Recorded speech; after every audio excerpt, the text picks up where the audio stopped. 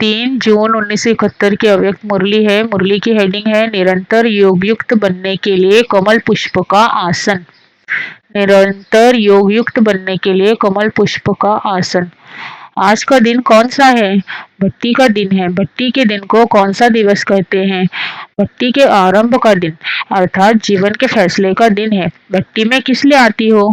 जीवन का सदाकाल के लिए फैसला करने। सभी इस लक्ष्य से आई हो क्योंकि भट्टी में आने से बाप दादा द्वारा व अनन्य बच्चों द्वारा एक गिफ्ट मिलती है। वो कौन सी? जो चीज मिलती है सुनाना भी सहज होता है। 2-4 ने अपना अपना विचार सुनाया। जो भी बातें सुनाई है उन सभी बातों की प्राप्ति का आधार कौन से गिफ्ट है? वह है बुद्धि का परिवर्तन।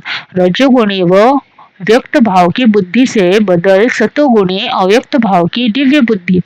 जिस दिव्य बुद्धि की प्राप्ति से ही अव्यक्त स्थिति व योगयुक्त स्थिति को प्राप्त कर सकते हैं। तो गिफ्ट कौन सी हुई? दिव्य सतोगुणी बुद्धि। बुद्धि के परिवर्तन से ही जीवन का परिवर्तन होता है। तो दिव्य बुद्धि की गिफ्ट विशेष भट्टी में प्राप्त होती है।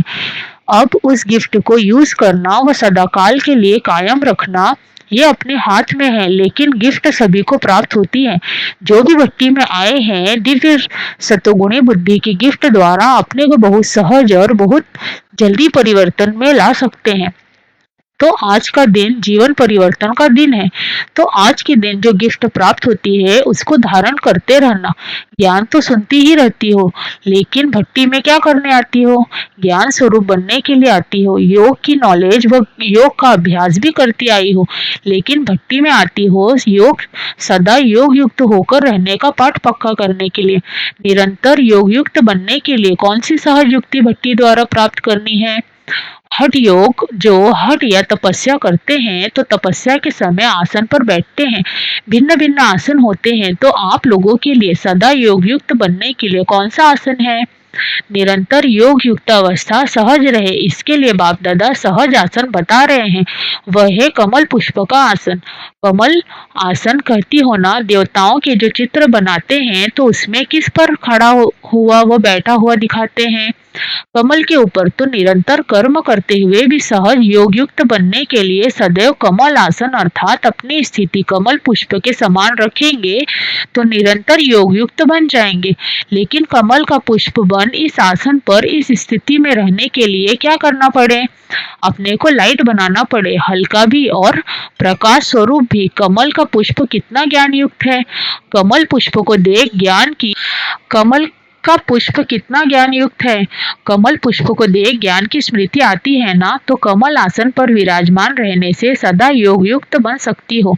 आसन कभी भी नहीं छोड़ो। यह कमल पुष्प समान स्थिति का आसन सदा कायम रखना अर्थात इस पर सदा स्थित रहना है।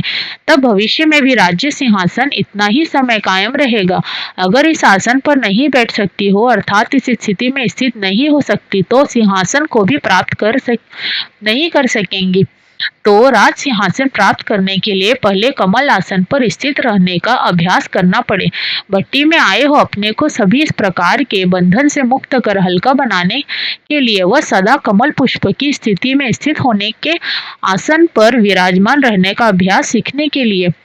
तो जो भी बोझ वह सभी प्रकार का बोझ भट्टी में खत्म करके जाना। चाहे मन के संकल्पों का बोझ हो, चाहे संस्कारों का बोझ हो, चाहे दुनिया की कोई भी विनाशी चीजों प्रति आकर्षित होने का बोझ हो, चाहे लौकिक संबंधी की ममता का बोझ है, सभी प्रकार के बोझ कहो व बंधन कहो उन्हों के खत्म करने के लिए भट्टी में आए हो।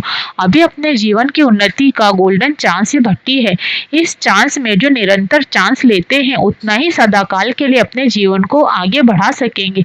भट्टी में कौन सा लक्ष्य रखकर आई हो? संस्कारों को परिवर्तन में लाकर फिर क्या बनने का लक्ष्य रखा है?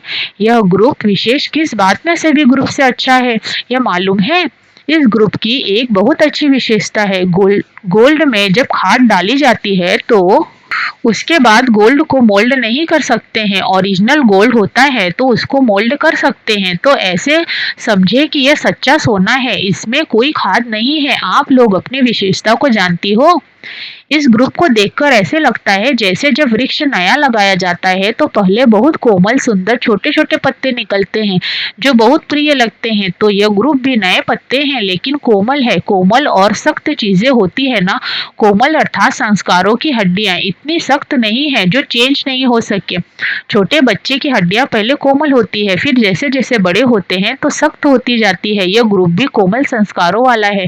इन संस्कारों को परिवर्तन करना सहज हो जाएगा। कड़े संस्कारों वाले तो नहीं होना। दादी जी को 2 दिन के लिए मद्रास सर्विस पर जाने लिए बाप दादा से छुट्टी ले रही है। दादी जी 2 दिन के लिए मद्रास सर्विस पे जाने के लिए बाप दादा से छुट्टी ले रही है। आगे है, जो विश्व के राजे बनने वाले हैं उन्हों की विशेषता यह है सर्व आत्माओं को राजी रखना। महारथियों के कदम कदम में पद्मों की कमाई रहती है। सीता माता भी छुट्टी ले रही है। अपने को समर्थ आत्मा समझ इस शरीर को देख रही हो। साक्षी अवस्था की स्थिति में स्थित होने से शक्ति मिलती है। जैसे कोई कमजोर होता है तो उनको शक्ति भरने के लिए ग्लूकोज चढ़ाते हैं। तो जब अपने को शरीर से परे अशरीरी आत्मा समझते हो तो ये साक्षीपन की अवस्था शक्ति भरने का काम करती है। और जितना समय साक्षी अवस्था की स्थिति रहती है उतना ही बाप साथी भी याद रहता है, अर्थात साथ रहता है। तो साथ भी है और साक्षी भी है। एक साक्षीपन की शक्ति, दूसरा बाप के साथी बनने की खुशी की खुराक। तो बताओ फिर क्या बन जाएंगी? निरोगी, शक्ति रूप, न्यारी और प्यारी। इस समय ऐसी न्यारी और प्यारी स्थिति में स्थित हो। यह स्थिति इतनी पावरफुल है जैसे डॉक्टर लोग बिजली की रेजेस देते हैं कीटाणु मारने के लिए। तो यह स्थिति भी ऐसी पावरफुल है जो 1 सेकेंड में अनेक विकर्मों रूपी कीटाणु भस्म हो जाते हैं।